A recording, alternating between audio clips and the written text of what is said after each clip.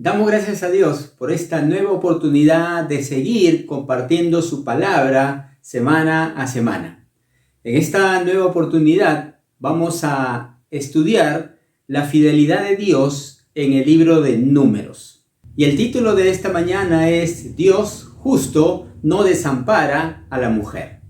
Este libro en hebreo es llamado Semidbar, es decir, en el desierto.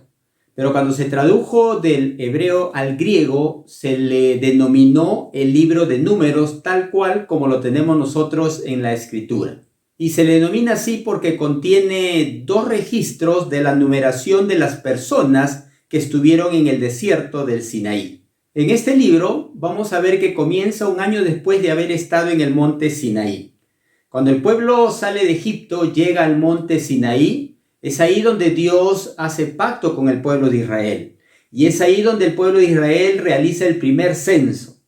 Y en ese censo ven la cantidad de personas que han salido de Egipto. Es interesante que en esta etapa es que Dios le guía al pueblo de Israel a que coloquen el tabernáculo en medio de todo el pueblo de Israel.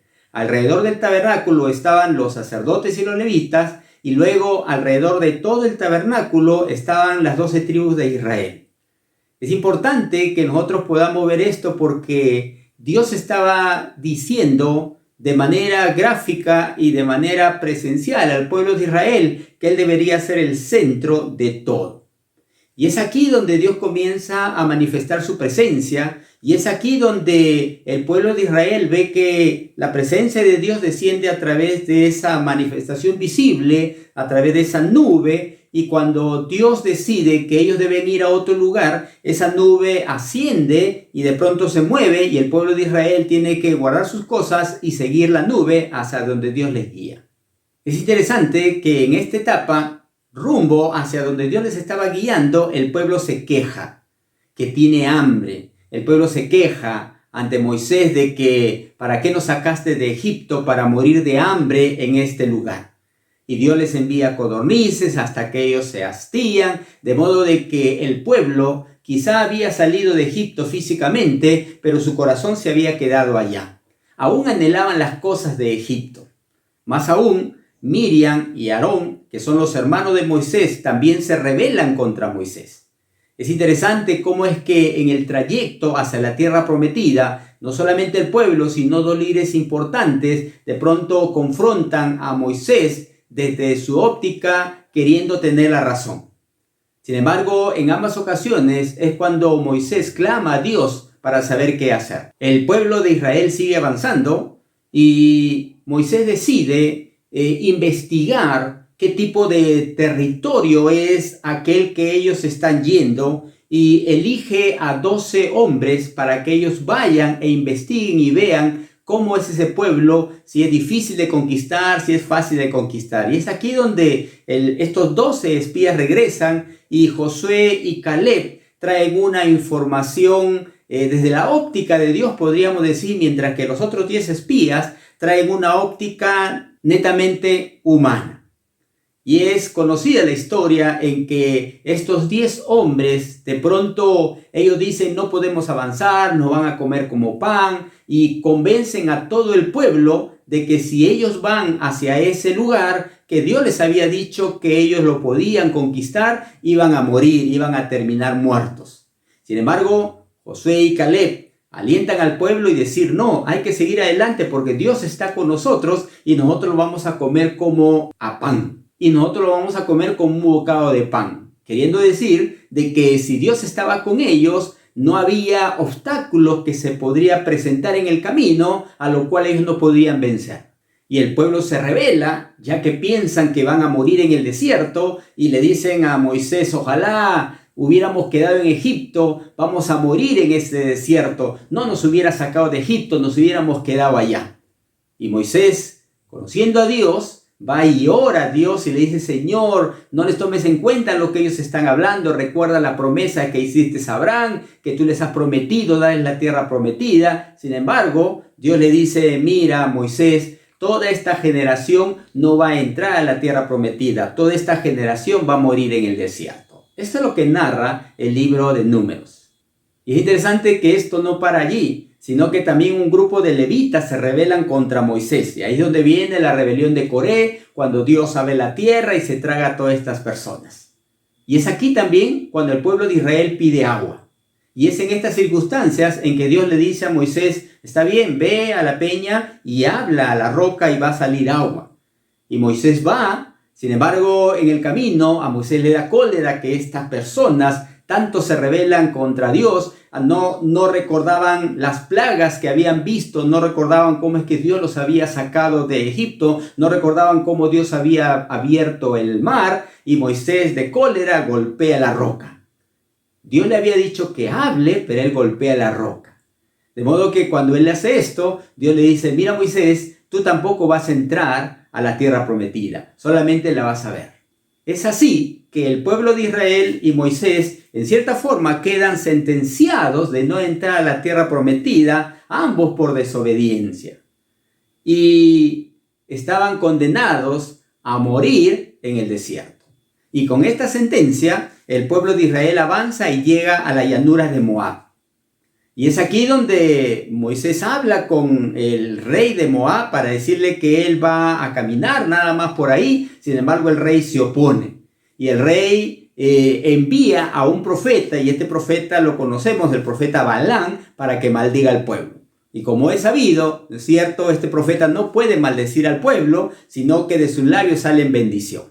Ya que este libro es muy amplio y el tema de esta hora es cómo Dios se muestra justo y no desampara a la mujer, vamos a entrar al tema en sí. A manera de introducción, hemos visto cómo es que el pueblo de Israel de pronto sale de Egipto y pasa por muchas circunstancias y deciden nuevamente hacer un censo. Y es aquí donde aparecen los personajes de estudio de esta mañana, que son 5 mujeres. Aquí aparecen las 5 hijas de Zelofehad. Y lo que hacen estas mujeres nos va a enseñar que Dios es justo y recto y no desea que ninguna mujer viva en desventaja. Y es importante poder detenernos en este capítulo que vamos a estudiar, ya que mucha gente habla que la Biblia es machista, de que de pronto no se le ubica bien a la mujer en el Antiguo Testamento, pero cuando nosotros leemos detenidamente la Biblia, que es la palabra de Dios, vamos a darnos cuenta cómo es que Dios coloca a la mujer en una posición que siempre debió haber estado al mismo nivel que el varón, ya que ellos fueron creados a imagen y semejanza de Dios. Ninguno es superior al otro. Es interesante que estas 5 mujeres que aparecen aquí en la escritura, ellas habían nacido en el desierto. Eran parte de la generación que nació en el desierto mientras el pueblo de Israel iba de Egipto a la tierra prometida. Y la Biblia dice que una de ellas se llamaba Maala, que significa enfermedad, dolencia. Otra Noa, que significa descanso, reposo. Otra Ogla, que significa perdiz, boxeador. Otra Milca, que significa reina, abogada. Otra Tirsa, que significa placentera. Y el papá, Zelofehad, significa bajo el temor. Aunque los nombres no necesariamente representaban lo que era la persona, sí nos dice algo de lo que el papá veía en ellas y es por eso que le colocó ese nombre. De modo que cuando nosotros vemos a estas 5 mujeres, nos vamos a dar cuenta que eran 5 mujeres comunes y corrientes. Es decir, como la mayoría de las personas que nosotros podemos ver a nuestro lado, a nuestro alrededor. Y es aquí, en este pasaje, donde Dios coloca a la mujer en una posición que realmente nosotros decimos que bueno, es que en este pasaje del Antiguo Testamento se muestra esta realidad en que Dios valora a la mujer al punto tal de darle una herencia. Y el pasaje que estamos narrando se encuentra en Números capítulo 27 y dice, y las hijas de Zelofehad, hijo de Efer, hijo de Galad, hijo de Maquir, hijo de Manasés, de la familia de Manasés, hijo de José, los nombres de los cuales eran Maala, y Noa, y Ogla, y Milca, y Tirsa, llegaron y se presentaron delante de Moisés, y delante del sacerdote Eleazar, y delante de los príncipes, y de toda la congregación a la puerta del tabernáculo de reunión, y dijeron. Es interesante que Este pasaje nos hace ver de que cuando el pueblo de Israel ya estaba a punto de entrar a la tierra prometida e iban a empezar a distribuir la tierra, ellas se presentan ante Moisés para decirle que su padre había muerto. Y la costumbre, la ley de aquella época era de que si un hombre moría, su hijo heredaba.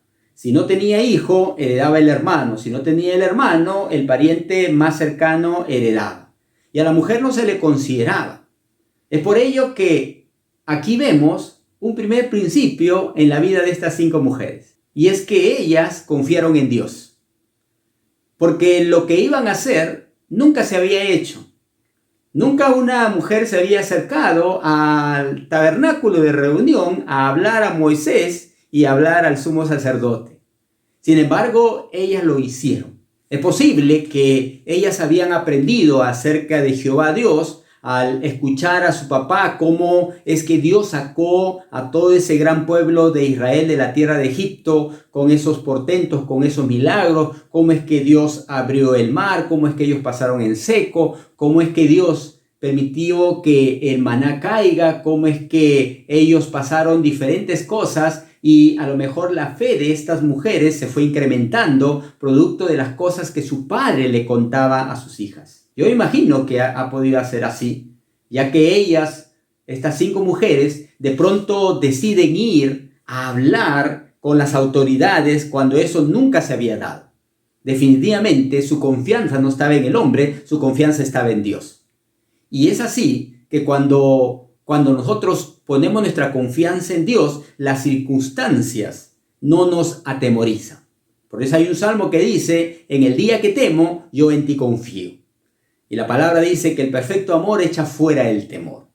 De pronto ellas se armaron de valor y decidieron ir a hablar algo que de repente muchas de las mujeres de aquel tiempo que habían vivido la misma circunstancia que ellas, que habían perdido papá y habían perdido mamá y habían quedado huérfanas, a lo mejor dijeron, ya pues, ¿qué vamos a hacer? La sociedad nos ha hecho así, no podemos cambiar, hay que conformarnos, pues donde sea que me toque ahí me voy a quedar. Sin embargo, ellas, puesta su confianza en Dios, decidieron hacer algo que nunca se había hecho. Y es así, mi hermana, mi hermano, que cuando tú pones tu confianza en Dios, tú de pronto vas a hacer cosas que otra persona no lo ha hecho. Y no tiene nada que ver con rebelarse contra algo que es una regla de orden, sino por el contrario, ellas dijeron, nuestro papá ha muerto, van a empezar a distribuir las tierras, y ya que él es el que debería heredar, y la ley no nos considera a nosotras, nos vamos a quedar sin terreno, nos vamos a quedar sin propiedad, no nos va a llegar a nosotros la gran esperada tierra prometida. Ellas dijeron, pero ¿por qué no vamos a hablar? ¿Pero por qué no vamos a conversar? ¿Por qué no vamos a expresar lo que es nuestra necesidad? Y no se sabe cómo, en qué lugar estaban del campamento, cuánto caminaron, pero de seguro que las 5 se agarraron de la mano y dijeron, vamos a hablar con las autoridades. Y salieron de su carpa y se fueron a hablar con Moisés, con las autoridades. Ahora vemos que ellas no esperaron que alguien venga a hacer algo por ellas. Es interesante que ellas no esperaron que otro vaya y hable por ella. Ellas no esperaron que alguien se dé cuenta de su necesidad y vaya y de pronto les ayude. No, ellas decidieron ir. A veces sucede que cuando alguien está en necesidad, ¿no es cierto?, no comparte su necesidad, calla su necesidad y no se le puede ayudar. Hay un dicho que dice, el que no llora, no mama, como ilustrando que un bebé que está callado, definitivamente la mamá no se va a preocupar por darle leche porque considera que cuando el bebé llora es cuando necesita lactar. Y estas mujeres se decidieron, se pusieron de acuerdo de ir y hablar ante las autoridades de lo que a ellas les parecía que no era justo. Y van al único lugar donde se les iba a atender, que era el tabernáculo donde estaban reunidas las autoridades.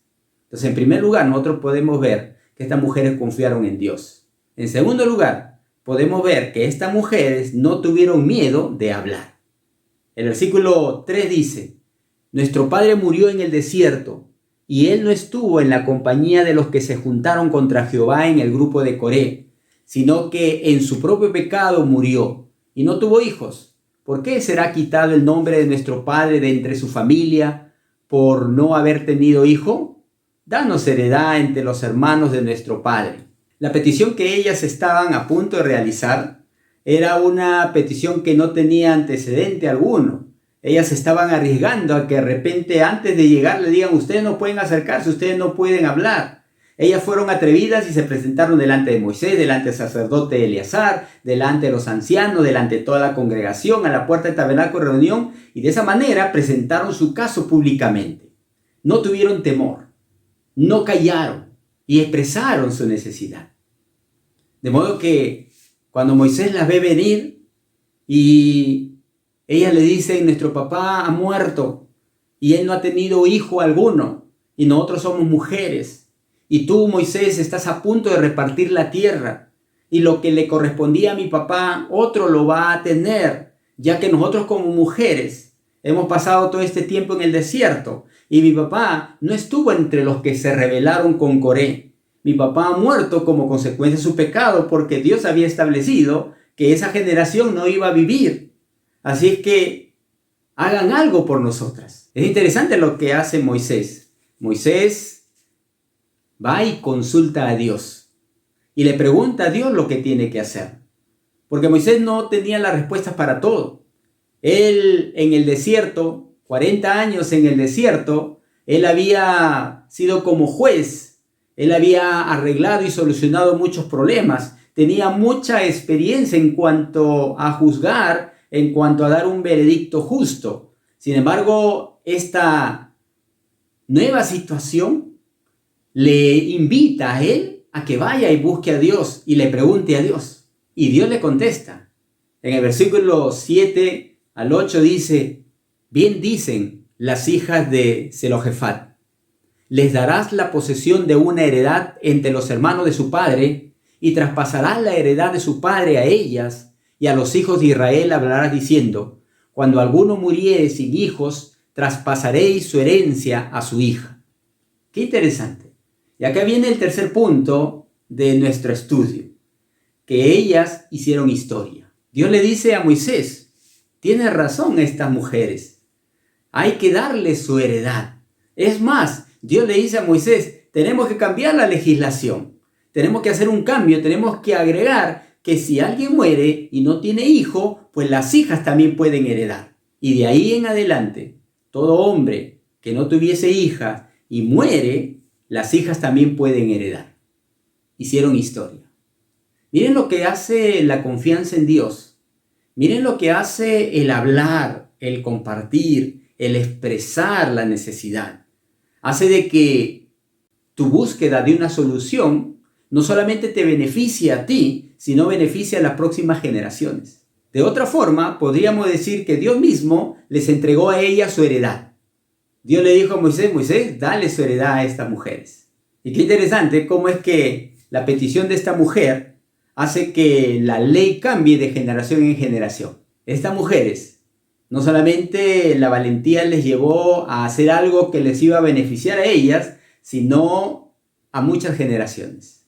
Y a estas mujeres no se les dio inmediatamente su heredad. Dice la Escritura que Moisés muere y Josué reemplaza como líder de Israel a Moisés. Y cuando empieza la repartición, porque Josué es el que empieza a repartir, estas mujeres nuevamente salen de su carpa, salen de su tienda y se dirigen a Josué a decirle lo que Dios les había prometido a través de Moisés. Miren qué capacidad de emprendimiento de estas mujeres. Miren qué emprendedoras eran estas mujeres. Cómo es que ellas no se amilanan, no temen al nuevo líder, sino que ellas dicen: no, Dios ya nos dio una promesa. Dios le dijo a Moisés que nosotros íbamos a heredar. Entonces vamos ahora a reclamar nuestra promesa. Vamos ahora a decirle al nuevo líder que se cumpla lo que Dios ha dicho. Y cuando abrimos el libro de Josué, en el capítulo 17, versículo 4, dice: estas vinieron delante del sacerdote Eleazar y de Josué, hijo de Nun, y de los príncipes, y dijeron: Jehová mandó a Moisés que nos diese heredad entre nuestros hermanos, y él les dio heredad entre los hermanos del padre de ellas, conforme al dicho de Jehová. Estas mujeres mostraron valor. No se quedaron ahí en la tienda criticando por qué no nos han dado nuestra tierra, por qué no nos han comunicado dónde nos toca. Ellos no empezaron a levantarse y decir vamos a hacer un reclamo, por qué no nos han entregado todavía. Ellos guardaron y esperaron el tiempo de Dios. En ninguna parte de la Escritura vemos que ellas se enojaron y se rebelaron contra Moisés, sino que ellas esperaban el momento en que iba a darse la repartición para que puedan recibir su heredad. Y cuando fueron a hablar con Josué y Eleazar, el sumo sacerdote, lo fueron y lo hicieron con mucho respeto. Y bueno, les entregan la tierra a ellas. Y es ahí donde surge una interrogante. El hecho de que si ellas, ya que habían heredado por pertenecer a la tribu de Manasés, ¿qué pasaría si ellas se casan con un israelita de otra tribu? Significa que ese israelita que ya tiene su terreno en una parte de la tierra prometida, ahora también tendría que venir y ser dueño de este terreno. Y es ahí donde Dios da una solución que tiene trascendencia en nuestra actualidad. Y es ahí que en el libro de Números, capítulo 36, versículo 6 dice: esto es lo que ha mandado Jehová acerca de las hijas de Zelofehad, diciendo: cásense como a ella les plazca, pero en la familia de la tribu de su padre se casarán, para que la heredad de los hijos de Israel no sea traspasada de tribu en tribu, porque cada uno de los hijos de Israel estará ligado a la heredad de la tribu de sus padres. Fíjense cómo es que en un libro de Números donde hay tantos nombres, de pronto 5 mujeres hacen historia. 5 mujeres confían en Dios. 5 mujeres no tenieron temor de hablar. Y como consecuencia de eso, de cierto, reciben la tierra prometida porque Dios es justo. Porque Dios es justo y no desampara a la mujer. Sin embargo, hay una cualidad más de estas mujeres. Ellas fueron obedientes a lo que Dios les dijo. Es decir, se suscitó el problema de que si ellas se casaban con alguien que no era de la tribu, de pronto había un problema en cuanto a quién le pertenecía esa parte de la herencia. Entonces Dios le dice: miren, chicas, ustedes pueden casarse con quien quieran, pero que sea de su tribu.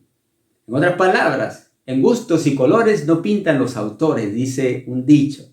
En otras palabras, Dios le dice a ella: ustedes elijan al hombre a su gusto, porque ustedes tienen un gusto, pero hay un requisito: tiene que ser de su tribu, para que no haya problema en cuanto a la heredad. Y qué interesante que esto nos trae a una reflexión. En 2 Corintios, capítulo 6, versículo 14 dice: no os unáis en yugo desigual con los incrédulos, porque ¿qué compañerismo tiene la justicia con la injusticia? ¿Y qué comunión la luz con las tinieblas? Qué interesante cómo podemos hacer un paralelismo en lo que Dios le dice a estas mujeres y lo que Pablo enseña en el Nuevo Testamento. Porque la heredad, que es las promesas de Dios, son para los creyentes, no son para los incrédulos. Dios ha dado grandes promesas. Para el incrédulo está la promesa de salvación si es que se arrepiente y viene a los pies de Cristo. Pero acá Dios le dice a estas mujeres: miren, ustedes eligen, pero de la tribu de Manasés. Y ninguna de ellas dijo: ¿pero por qué? ¿Por qué me vas a decir a mí que yo elija de esta tribu nada más? ¿Por qué tú me vas a prohibir? ¿Por qué vas a meterte en mis decisiones, en mis emociones? Pero Dios tenía un propósito, tenía un plan. Porque si ellas se casaban con alguien que no era la tribu, creaba todo un problema. Y en el Nuevo Testamento Pablo presenta: para ti, señorita, para ti, joven, no os unáis en yugo desigual con los incrédulos. Porque ¿qué comparación tiene la luz con las tinieblas? Es decir, cuando tú ves a estas mujeres y te ves a ti haciendo lo mismo, es decir, obedeciendo, definitivamente las promesas de Dios se cumplen en un sí y amén en tu vida. ¿Y sabes por qué decimos que ellas fueron obedientes? Porque en el capítulo 36, versículo 10 dice: como Jehová mandó a Moisés, así hicieron las hijas de Zelofehad. Aquí estaba Maala, Noa, Ogla, Milca y Tirsa. Las 5. Quizá estés preguntándote cómo es que en el Antiguo Testamento, cuando el pueblo de Israel estaba por entrar a la tierra prometida, De pronto hay un pasaje que habla de 5 mujeres y de pronto hay un pasaje que Dios reivindica la posición de la mujer y les da la herencia porque Dios es justo y responde a favor de ellas. Y estas mujeres hacen historia. Porque cuando nosotros abrimos otros libros de la Biblia, por ejemplo, en 1 de Reyes, capítulo 15, versículo 33, dice: en el tercer año de Asa, rey de Judá, empezó a reinar Baasa, hijo de Ahía, sobre todo Israel, en Tirsa, y reinó 24 años. Y en Cantares 6:4 dice: hermosa eres tú, oh amiga mía, como Tirsa, deseable como Jerusalén, imponente como ejércitos en orden. Cuando leemos estos pasajes, vamos a darnos cuenta que la última hija de Zelofejad se llamaba Tirsa. ¿Y qué significa esto? Que hubo una ciudad que llevó el nombre de Tirsa. Ahora mira, mi hermana, mi hermano, Dios es fiel. Cuando leemos estos pasajes y vemos que una ciudad llevó el nombre de una de estas 5 hijas de este hombre, nos damos cuenta que la obediencia hacia lo que Dios dice, de pronto no solamente te hace trascendente, sino de que haces historia en determinado lugar, al punto tal de que el nombre tuyo, ¿no es cierto?, se ve reflejada en una ciudad.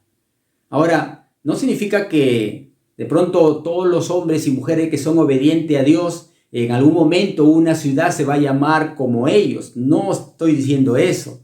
A lo que me refiero es que la obediencia te lleva no solamente a ser trascendente en el momento y en la época en que estás viviendo, sino de pronto haces historia para otras generaciones.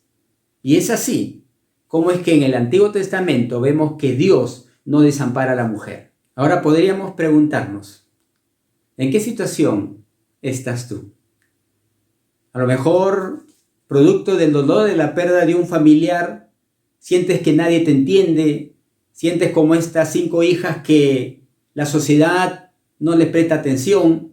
Es probable que al llevar a algún familiar al hospital no lo atendieron a tiempo y haya rencor, haya fastidio, incomodidad en tu corazón.